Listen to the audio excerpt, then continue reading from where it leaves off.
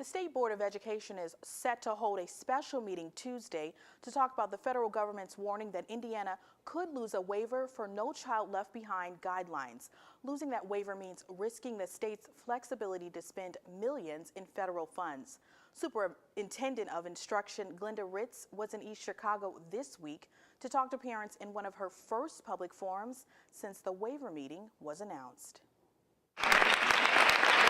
It's very important that parents become aware of what those requirements are. At the Echo Community PTA meeting Wednesday at East Chicago's Central High School, parent Sheila Coles came seeking answers. My experience with the past Common Core standards were supposed to have been the top, national and international comparison. The new standards, I'm not sure where they're standing. Changes in academic standards for public education approved in April mean a quick turnaround of 3 months for Common Core standards to be phased out of the classroom. The new standards will be, they're in place already. The teachers are starting to see them and review them. We'll be putting out resource guides and information and transition on how to make sure that they go smoothly from what the standards that they were working on to the new college and career ready standards for Indiana. Cole says she came to hear State Superintendent Glenda Ritz speak at the PTA meeting to get details from Indiana's top education leader.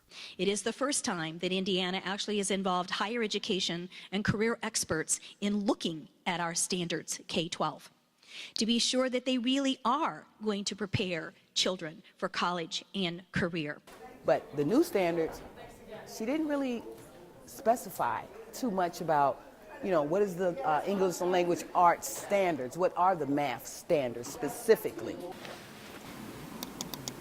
A copy of the new Indiana academic standards available on the Department of Education's website say the standards ensure college preparedness, quote, as defined in Indiana's processes, end quote.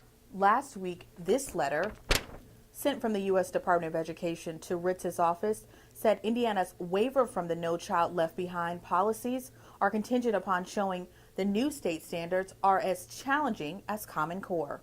Standards, assessments, and accountability.